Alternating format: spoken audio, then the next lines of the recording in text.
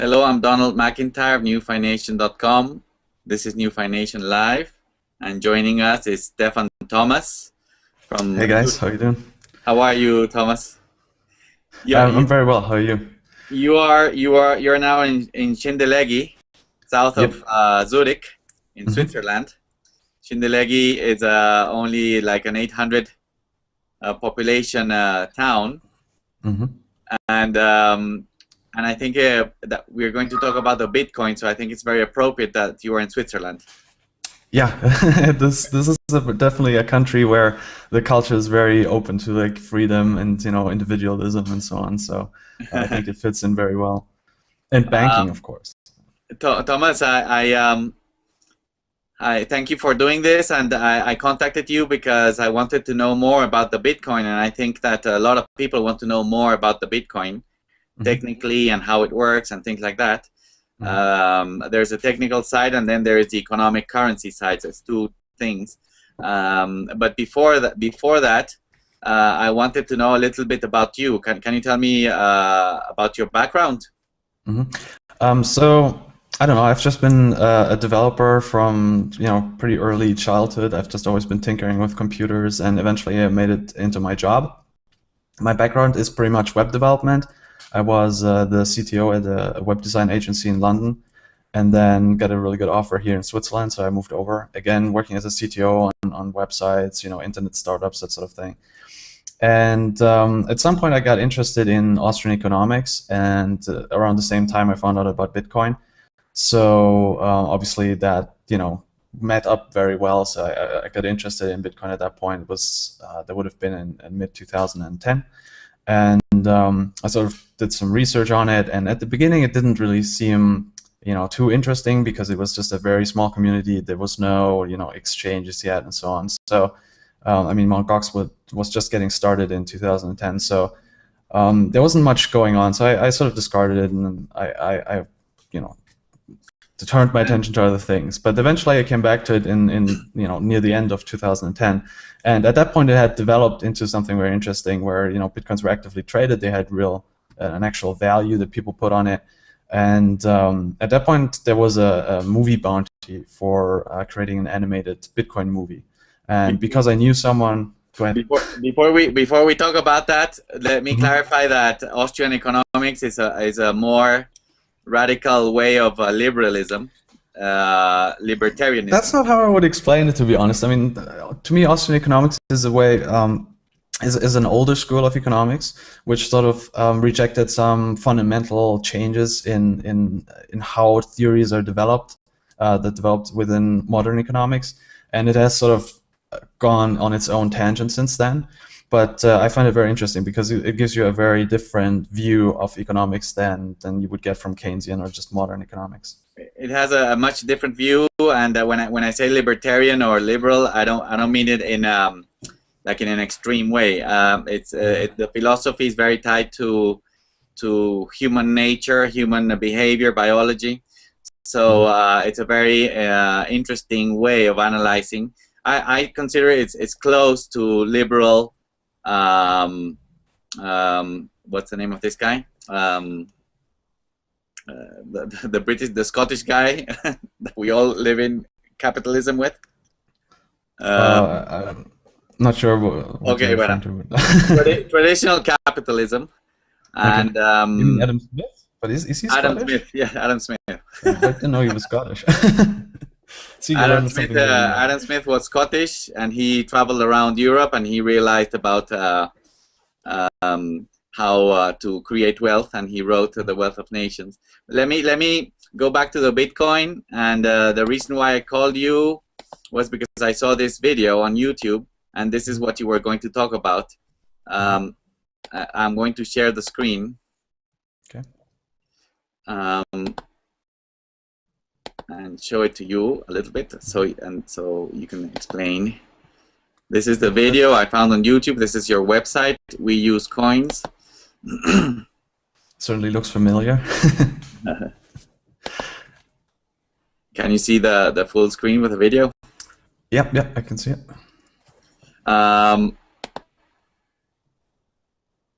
from person to person via the net without going Oh, through the a video bank. itself is not showing up, probably This because you means that the can't fees are screen much capture lower. that. You can use them in every country. Your account cannot be frozen. What did you say? The actual video doesn't show because probably because you can't screen capture a video, I think. It doesn't. And not there for are me no anyway. prerequisites or Oh, now it arbitrary works. Now it works. Now it works. Let's Before look it at how didn't? it works. Bitcoins are generated all over the internet by anybody running a free application called a Bitcoin miner. Bueno, this was brilliant because it was a very easy way of explaining the different parts very fast. So now, yes. one of the things that we were thinking about when we made the video was that we didn't actually want to explain as much as get people interested. It was pretty clear that you couldn't explain the technology behind Bitcoin in such a short time span. But we knew that people's attention span is limited, so if the video was going to be popular, it would have to sort of just pique people's curiosity and then send them off to do their own research and learn about it some more. Really, all we wanted to communicate is that Bitcoin is something completely unique and completely new, and that it brings some very cool features to the table. So we use coins.com is the website where this video is posted, and you were saying about the bounty. How was it created? It was just Bitcoin community members. Someone started a forum thread, and then people started, pitching in Bitcoins. And obviously back then Bitcoins weren't worth as much as they are today, but it was still, a decent amount of money at that point when we got involved. And it was enough to finance, all the artists that worked on the video, get a professional voiceover, get professional audio effects, and then also pay my friend who did the motion graphics for it. So it was pretty good, and it was definitely completely community driven. So I was just there jumping on the opportunity. It is like the Bitcoin community driven. So does that mean that where the video is, we use coins.com is a community driven website also? Yeah, I built the website myself, but since then we've had a lot of contributors, change stuff. Entire sections like the mining section have been completely rewritten by people other than myself. We also got a lot of people translating, and we've probably got more than 25 translations now, just of the video subtitles, and we're working on translations of the website. We've so far got German, French, English, and Japanese, and more are coming. So there's definitely a lot of people have pitched in, but yeah. So the website and the video is basically an effort of the community. In this case, this video led by you to explain what is Bitcoin because of the motivation that you like Bitcoin as a currency, as an item of freedom. Yeah. The reason I like Bitcoin is obviously very much from a technical perspective as well, because I'm a developer. So I like the way that it solves the consensus problem in sort of a distributed fashion.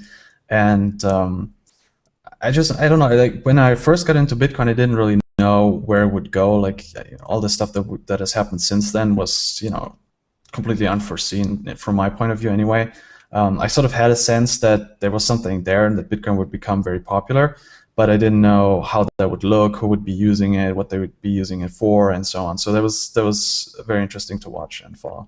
Let's talk about what is the Bitcoin, and let me go from my side, starting with what is a dollar, and you maybe can explain the parallel in the technology side and on the Bitcoin side.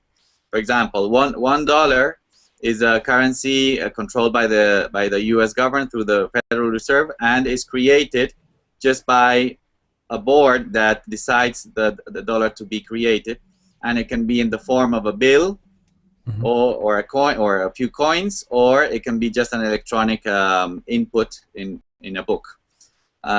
So it can be created endlessly, infinitely, or it could be controlled, the amount, etc. How is Bitcoin created and controlled in that sense? So compared with the US dollar, I would say that Bitcoin is in some sense better and in some sense worse. I'm going to talk about the part how it's worse first.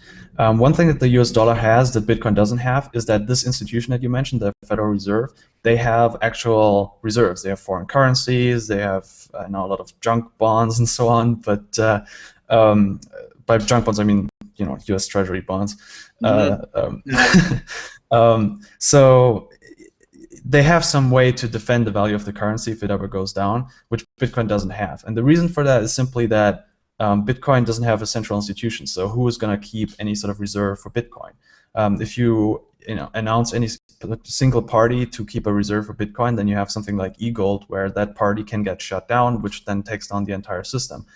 And so you can't really have a reserve unless you have a government and a whole sovereign nation that can back it up and make sure that it doesn't get shut down. But what you can do, and that's where we get to the sort of positives of Bitcoin, is you can make a currency that is completely distributed. You can make a currency where there is no Federal Reserve Board that can increase the money supply. The money supply has been decided up front, and it's always going to be fixed. Bitcoin, there's never going to be more than 21 million Bitcoins. That's just fixed. And the other thing is that the network itself, the payment processing, is equally distributed. So there's no one who can say, I want to shut down, I want to exclude this country from this network, I want to make sure that there's a fee between Europe and the US, I want to make sure there's these restrictions, or you have to fill out these forms or whatever. Bitcoin is just there, and people can log on to it and use it. And that comes from the decentralization. I mean, the decentralization is a very abstract concept. So I like to explain it, with the features that it brings, and those features are simply that, there's no single entity or person who can make unilateral decisions about everyone using the system, as is the case with, all the other payment systems and all the other currencies mostly. Regarding the creation of one unit, like I said, the Federal Reserve can create one unit by asking the mint here in the U.S. to print a bill, a $1 bill, or 4 quarters, and that represents $1. Or it can create a dollar just by increasing the number of dollars in the account of a bank, of a member bank of the Federal Reserve.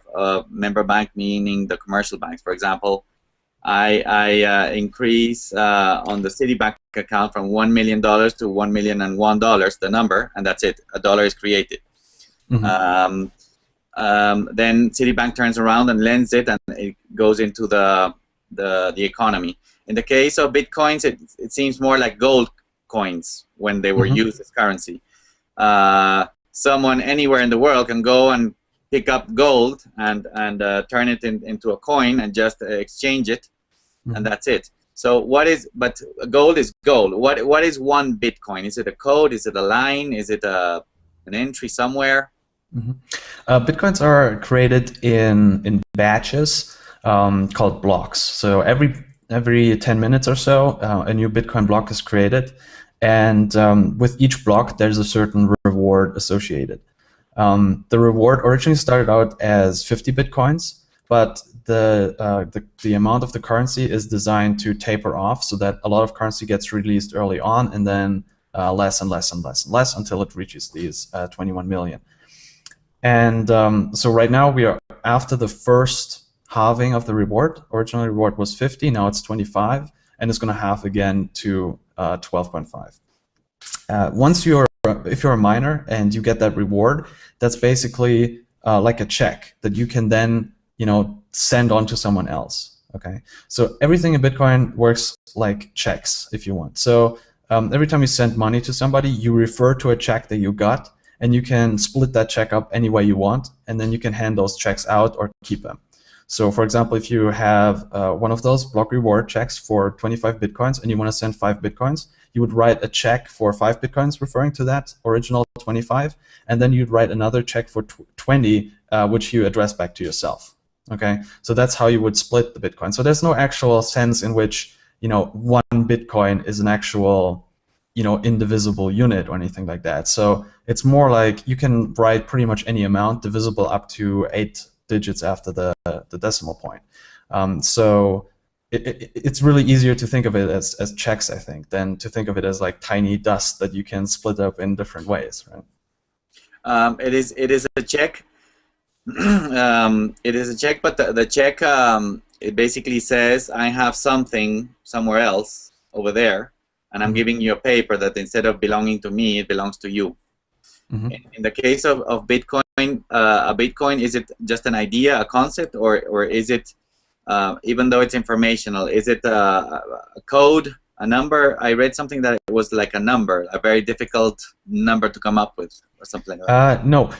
So the actual Bitcoins are really just like checks. So basically, somebody sends you one, and you have a piece of paper, if you will, like a piece of text, which is stored within these blocks that I mentioned. And if you have this piece of paper and it says your name on it, then you're basically able to spend it again, because you're the one who is mentioned on the check as the recipient, so you're the one who's able to sign it in order to pass it on to someone else. Okay. The tricky part, like if you imagine you were designing a system like that, you wanted to design a decentralized digital currency. The problem you would face is that people would be able to copy the checks, because anything that's a file in your computer you can just make a copy of, right? Mm-hmm. So there must be some mechanism to prevent that, and we call that problem double spending. And so in order to prevent that, what we do is every time someone writes a check, we keep track of that in what's called the blockchain, which is basically a ledger of everything anyone has ever done in Bitcoin. Okay, Mm-hmm. so you can see that if someone has a check, you can look at the blockchain, you can say this check has been spent or this check has not been spent. So if someone spends a check, they can't spend it again because it's marked in the blockchain as spent. Whereas the recipient now has a new check, a brand new fresh check that they can spend on. And now you mentioned that the check is just a claim on something, and I see your point. Like a check is only a good metaphor in a certain sense. What I mean by that is that you have a sort of a just purely information, and you can enter an amount freely, and it's not tied to any sort of physical unit. Mm-hmm. But it isn't a check in the sense that it's just an IOU. The Bitcoin physically belongs to you to the extent that something digital can belong to you. What it means to say I have a Bitcoin, it means that the current state of the blockchain assigns that value to a key that I control, a secret that only I know, and that allows me to spend that Bitcoin, which is the sense in which I own it. I hope that's not too crazy, but no, I understand. I think. But, I try to be precise with my explanations. Maybe I should be a little bit more simple. But it's no. What I'm telling you is actually really close at the actual technical explanation of how it actually works. So you can rest assured that at least your efforts in trying to understand this are going to go very close to what is actually happening. And a Bitcoin, it seems it is more like an agreement. The one Bitcoin, or the existence of a Bitcoin, seems to be more like an agreement, and what goes around the check representing a Bitcoin is like a piece of information that is coded and is unique because of that code. But there's no reservoir or anybody, even informational, like a server where there is a list of Bitcoins as a code or something like that. So we agree that in some sense, the blocks that I mentioned, which are like a history of everything that has happened, the way that if you actually run the Bitcoin software, the way that it would manage it is that it actually condenses it down as much as it can in order to handle this massive amount of information at this point.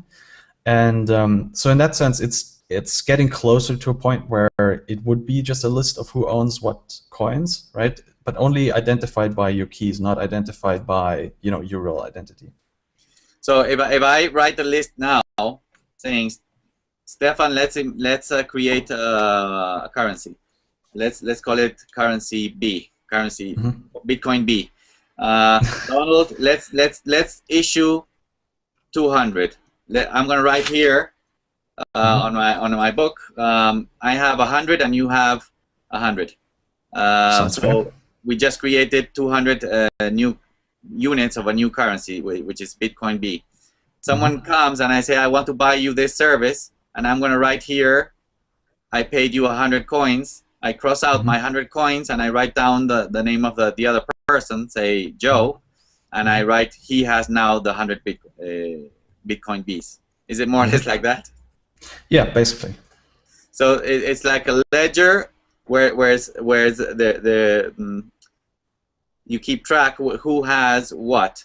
and that ledger. Careful, careful, careful. So the ledger records what happened. So the ledger would not say this guy has 100 and this guy now has 0, but the ledger would the blockchain would say you sent 100 to that person. So that the 100 that were originally recorded for you are now marked as spent. You can no longer spend those. You've spent them already. Whereas for the other person, they now have this incoming transaction where it says there's 100 incoming. Okay, and if someone else sent them some money as well, then they would have 100 incoming and then let's say 50 incoming if I sent them 50 as well. Mm-hmm. And if they wanted to spend that whole 150, they could combine it and then write a check for someone else with 150 in it. And all of that historically would be recorded in the blockchain. And the ledger, I guess, because there's no centralized server or somewhere where it is stored. I guess that it is replicated and synchronized to whoever has a Bitcoin. That ledger is like updated on everybody's ledger, something like that. Mm-hmm. Everyone who runs the full software. So if you want to have the full security of Bitcoin, where you don't trust any particular person, then the only way to achieve that is if you download the entire blockchain, download the whole ledger, and then do all the verification all by yourself. The alternative to that is that you run one of the lighter clients. There's one, pardon me. There's one called a Bitcoin Wallet for Android, which is uses something called SPV, which is sort of a simplified verification where you don't download the entire blockchain anymore. But to the extent that you run the official reference client, you will download the entire ledger, and everyone will have that.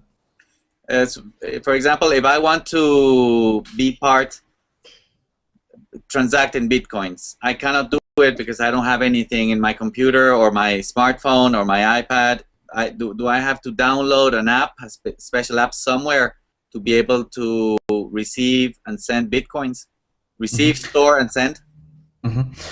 There are different ways. You can download the reference client. You can get that on We Use Coins or on Bitcoin.org. That would probably be the safest way, but you would have to wait a day or two for it to download this entire ledger. If you don't want to do that and you want to have something more quickly, there's other clients that you can also find, and those might be more lightweight, and they might make certain security trade-offs. So you can sort of decide what you want to do. If you want to have the absolute easiest user experience possible, then you can register with an online wallet service, at which point you don't have to download anything. You just register, and then you can use it online, like PayPal, for example. The online wallet acts like a bank because I don't actually have my coins. They're there at that. There's two different kinds of online wallet. So one, like Coinbase, for example, acts like a bank. They have access to your money. You trust them that they don't spend it, that they don't run away with it. And then there's another kind of online bank, of a Bitcoin wallet, which is like Blockchain Info, my wallet, where they don't actually store your private keys. You still store your private keys inside of your browser, so they don't actually have access to your money. They can't spend it. Now, they can send you a corrupted client where it tells your browser to send them the keys. So the difference is a little bit technical, but there's certainly interesting approaches that we're following where we're trying to make these purely web-based wallets more secure. Like, for example, for Blockchain Info, you can download what's called a validator, which will make sure that the client the server sends is the client that the browser expected, so that the server, even if the server is hacked, you wouldn't lose your Bitcoins in that case. So is the, like, if you have a lighter version of a wallet so that I can hold the coins, or the full service one that you mentioned that you download on Bitcoin.org, ultimately there's one central application, I guess, that is the one that manages the full ledger. It is like a convention between all the players and all the community, that there is a central place, because how would you synchronize with the central ledger then? Yeah, exactly. So any mechanism that that uses one of those like more lightweight approaches will eventually have to talk to a full node, which is a node that has all knowledge about the blockchain. Now, those full nodes, they are trusted to various extents. So the question is, can those full nodes then lie to you and tell you, for example, you have a lot of money when in reality you don't? Or can they not tell you about money that you have? Can they like say, no, you don't have any incoming Bitcoins, but when in reality you do? So there's like some security trade-offs that you have to make if you don't download the whole blockchain yourself, because only then can you really look through it and make sure that anything that concerns you, you will see it because you're looking at everything in it. So those are just the trade-offs that you have to make. But in practice, I mean, there's no real reason why a node would want to lie to you. Like if you're connecting to a full node, first of all, they probably don't really know who you are. But even if they did, I mean, all they could do is they could manipulate your balance. And if they manipulate it upwards, you could even potentially realize that money that they're pretending you have. So there's really no like concrete attack scenario that I can think of how a full node would lie to you if you, or why a full node might lie to you if you connect to it through a lightweight client. So you have I guess that there's different layers. I see two layers. One, the smaller layer circle is the full nodes that have the full ledger and know where the stock of Bitcoins is. No, this ledger is the same that I guess is replicated and synchronized in all the nodes. Is that true about the first circle? Yeah, sounds good. Then the second circle is, I guess, a group of applications that synchronize with these single nodes. And you can have a stock, say, of 500,000 Bitcoins at one node and have 100 people have coins, and that represents 100 wallets, light wallets, say. So there's two layers. That works a little bit like the Federal Reserve, but the Federal Reserve would be a third layer, where in the center is the Federal Reserve controlling everything. In this case, there's only two. It's the smaller banks outside, then the bigger banks, the money center banks, and nothing in the middle, because they control between themselves what there is. Right. Another difference, I would say, is that because with Bitcoin, the way it works right now, at least, is that all transactions happen on the same level, if that makes any sense. So, for example, with the Federal Reserve, if you transfer money let's say, from one Wells Fargo account to another one, that's not going to be represented in the FedWire, clearing system. That's just going to be happening inside of that bank. It's only when banks settle up with each other that it uses these higher layers. Yes. So with Bitcoin, everything right now is on one layer. So even if you just send 3 cents, it'll go in a transaction just like some Mt. Gox sending $100 million worth of Bitcoin somewhere. It's going to be you say it's going to be recorded in the layer. In the ledger. Yeah, both are just recorded in the ledger. It doesn't matter what the amount is. Yeah, what you're saying is at the Federal Reserve level, the Federal Reserve holds the stock of all the dollars, and they tell each bank you have X amount of money each day, and those banks in turn tell the smaller banks and then the people how much they have in their accounts. But if they move money between within the same bank, the bank doesn't have to inform up, because they just move it between their accounts. In this case, what you're saying is each Bitcoin or fraction of a Bitcoin that is moved, it is recorded in the ledger. Yes. Very good. So that brings me going less from the technical side, and I don't mean by that I understand the technical side, but I have a better image maybe. The other day I saw on CNBC, which is a financial news channel here in the U.S., the head of the CEO, the founder of Expensify, David Barrett, and he was fighting a lost fight against 3 people that were saying why Bitcoin was going to fail. And the 2 reasons were because of hacking, and it couldn't be trusted. And the second reason was because it was deflationary. So what can you say about you said a little bit, but what can you say about the risk of hacking? How is it different to a regular currency? Right. So, th- as I said before, the only real problem you have to solve when you try to make a distributed digital currency is what I call the double spending problem, right?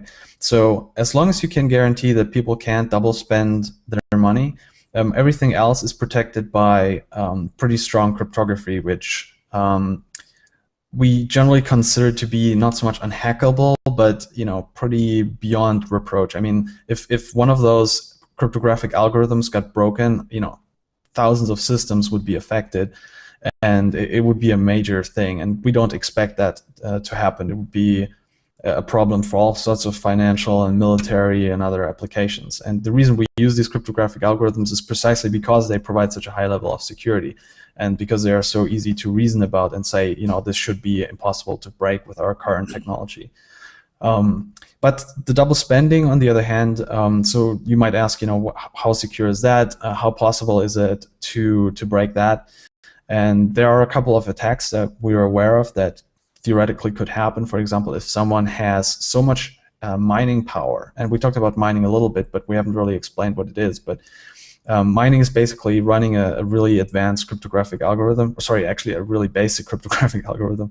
But the point of this algorithm is that it's really hard to do, but really easy to verify that you've done the work. And based on that, you can say, okay, this person has done so much work, and that person has done so much work, and so you can assign them weights based on how much work they've done.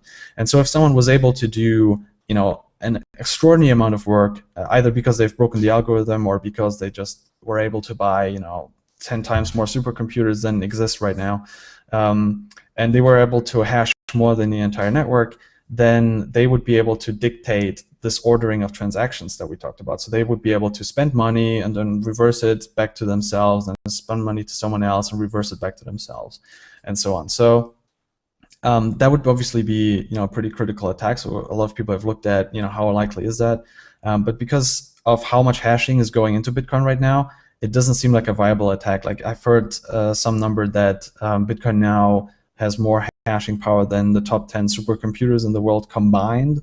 And also Bitcoin mining is becoming more specialized, so people use specialized hardware. So anyone who would want to attack that would have to buy a whole ton of hardware for millions of dollars before they would be able to compete with this hashing power.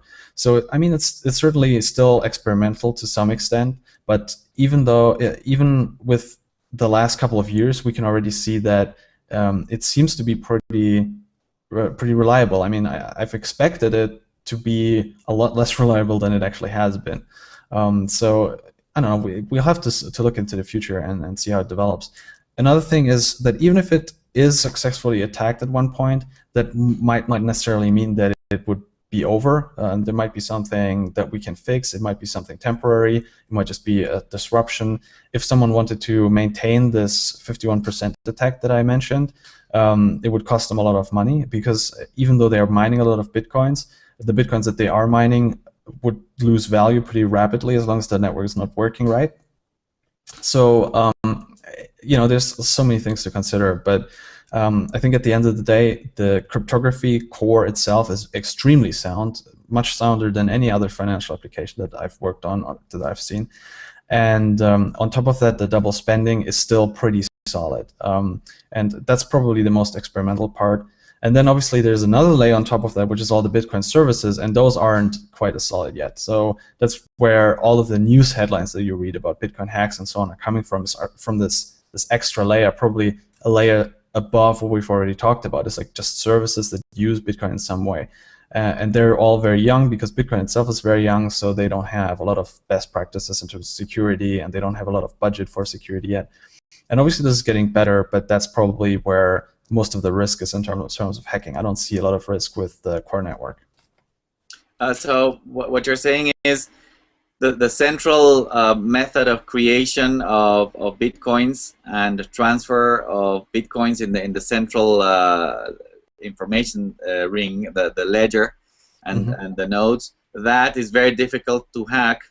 Not because it is unhackable, but because it has the highest level of security comparable to, I don't know, the U.S. military or the NATO or the U.S. government, the Federal Reserve,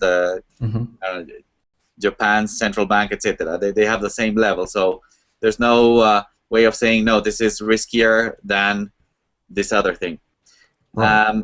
And the maybe the risk is outside people who offer services like storing and wallets and things like that that could be less secure.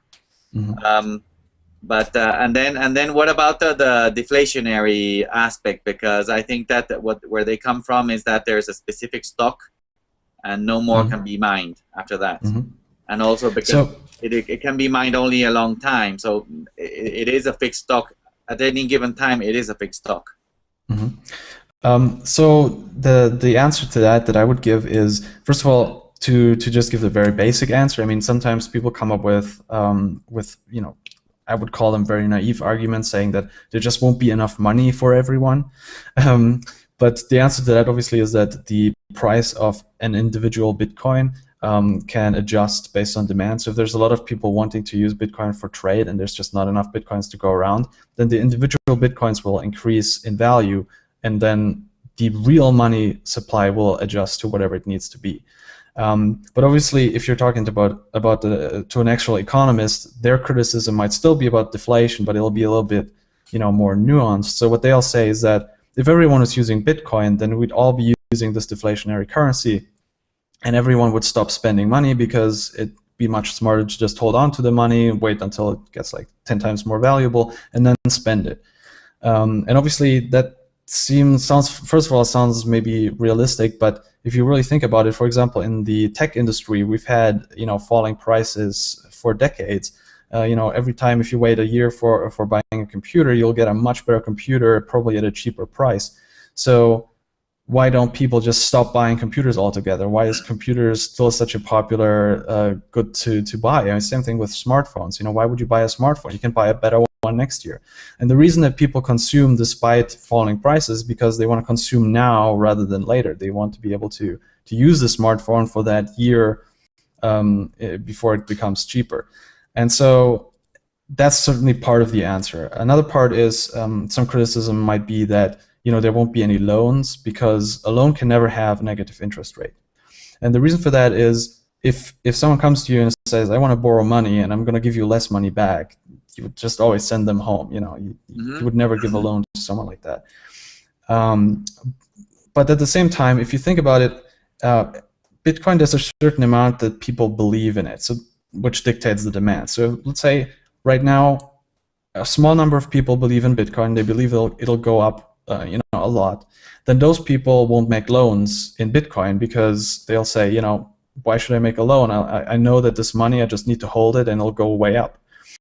And they also won't make loans in dollars anymore because for the same reason. If Bitcoin is a better investment to them than giving someone a loan, then that's the investment they're going to make. But there will be other people who are not invested in Bitcoin who are giving out loans. Now, if you say, okay, but what if everyone was super excited about Bitcoin and thought it was going to go up? Well, if that's the case, then everyone would be buying Bitcoin right now because they would be expecting it to go up. So the price would instantly rise. And then over time, the increase would be much lower, and it might be low enough to have an interest rate that's above it. Okay, so in neither case do you crowd out loans completely. Yeah, you might have less loans in a deflationary currency, but that is actually could be a good thing because there's an optimum amount of loans. There can be too many loans, there can be too few, and arguably right now we've seen some of the repercussions of having too many loans because you have a lot of long-term investments that don't pay out, in the sense of, for example, the .com bust was a case of a lot of people invested in these really future-oriented businesses which didn't work out simply because the demand wasn't there. So what you're saying is that it is deflationary because it could tend. It is very possible that it could tend to rise in value for a long time. But what you're saying is that the fact that it's deflationary not necessarily makes it recessionary or reduce economic activity or loans. I want to make a very specific point based on what I said previously, and that is, if you're talking about something being deflationary, you have to be very careful about what's causing it to rise in value. If you're talking about something like Bitcoin, where you say it's deflationary because not a lot of people know about it now, and more people will know about it in the future, so those people will start to flood into the market, and they'll start to drive the price up, then yes, the price will normally go up. But again, those people who aren't in the community yet, they aren't affected by the deflation yet. So you can't really have it both ways. You can't have a currency that everyone already agrees on as the is going to be deflationary, which would cause all these negative effects, and a currency that deflates.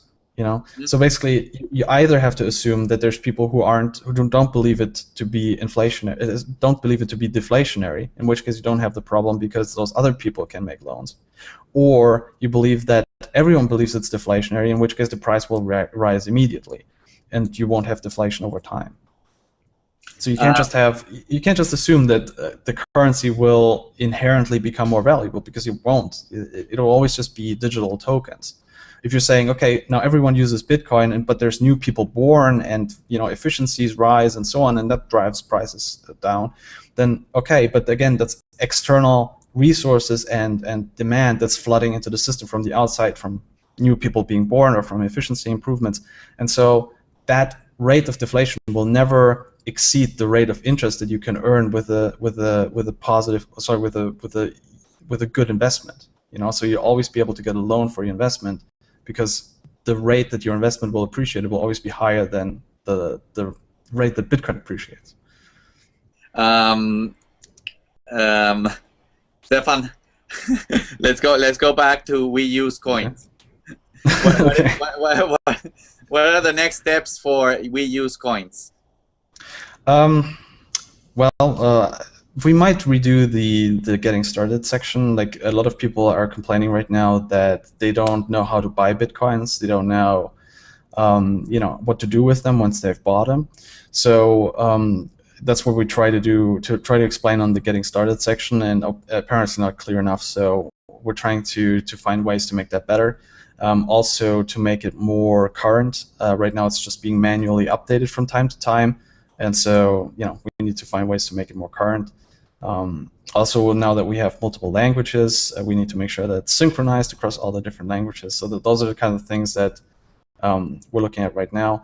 I've thought about maybe doing a recurring podcast, kind of like what you're doing, like a sort of interview-based, talking to Bitcoiners, talking about what's going on. And make that sort of regular. But obviously, I have a full-time job as well, which is Ripple, is a different cryptocurrency, and so it's hard to find the time. So I don't know if that's going to happen, but it's definitely on the table. Very good. Well, congratulations for your efforts to tell the world about Bitcoin and how it works. And thank you very much for your time in this interview. Thank you. Bye-bye. Bye.